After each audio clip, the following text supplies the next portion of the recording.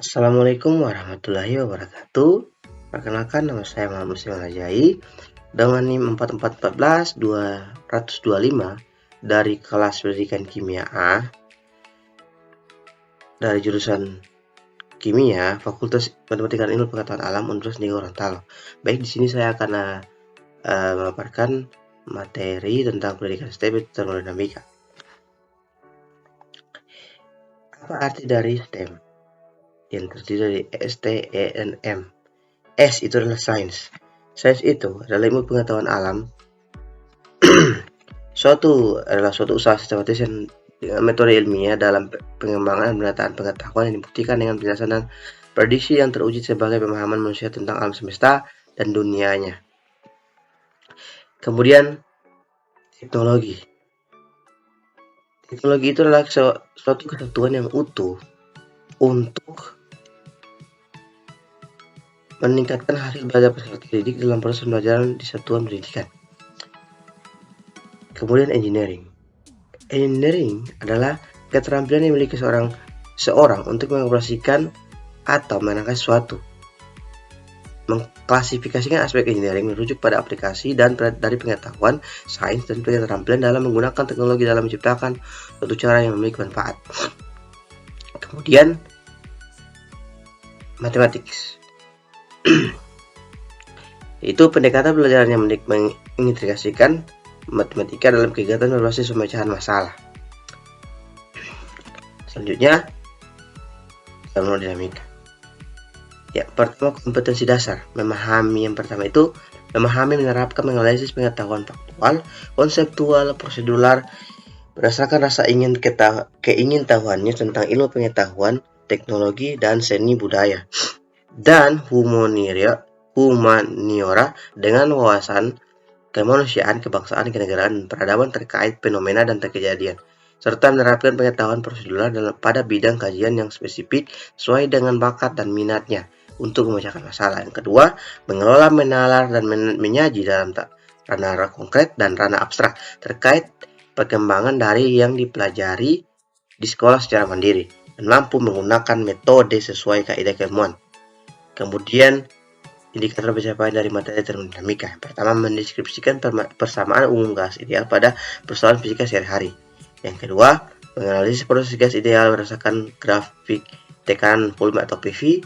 Kemudian menerapkan persamaan umum gas ideal pada proses isotermik, isokorik, dan isobarik. Selanjutnya, menganalisis perubahan keadaan gas ideal dengan menerapkan hukum termodinamika. Selanjutnya, menganalisis prinsip kerja mesin Carnot. Selanjutnya, menerapkan konsep tekanan, volume, suhu, kecepatan, dan energi kinetik dalam diskusi pemecahan masalah. Yang ketujuh, mendeskripsikan usaha kalor, energi dalam berdasarkan hukum utama termodinamika. Kedelapan, menerapkan konsep termodinamika dalam mesin kalor. Kesembilan, menerapkan usaha kalor dan atau energi dalam menggunakan prinsip hukum utama termodinamika. Dan terakhir, menunjukkan usaha kalor dalam energi dalam berdasarkan hukum utama termodinamika. Termodinamika itu tujuan pembelajarannya.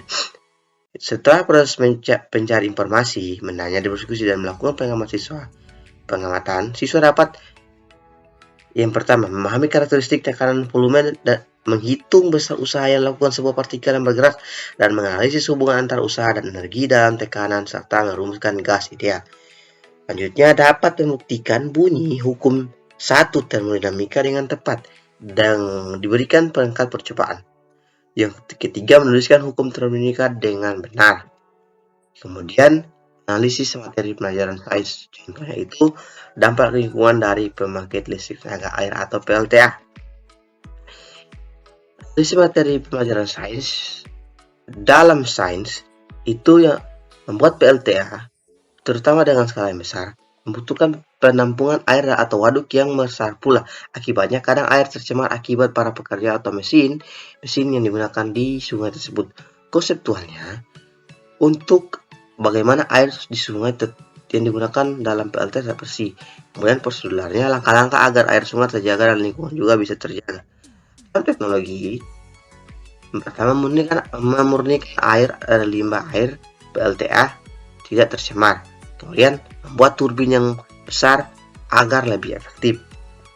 Dalam engineering, yang pertama mengidentifikasikan alat dan bahan yang digunakan dalam menjaga air tidak tercemar. Kedua, merancang untuk alat dalam guna menjaga air tidak tercemar.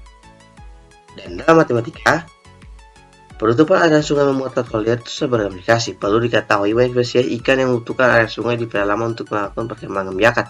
Dengan adanya penutupan membuat ikan susah untuk berkembang biak sehingga menurunkan populasi ikan di hilir sungai. Untuk itu, dalam membangun PLTA, susah mungkin harus jauh dari pemukiman dan lahan para warga, dan itu memerlukan perhitungan yang sangat matang. Kemudian desain pembelajaran. Pembelajaran termodinamika dengan pendekatan STEM dalam unit belajar untuk menggunakan model STEM Project Basic Learning. Jadi karakteristik utama dalam rancangan pembelajaran dengan pendekatan STEM. Baik, itulah presentasi dari saya. Terima kasih. Kalau ada kekurangan dari ini ataupun salah dari saya mohon maaf.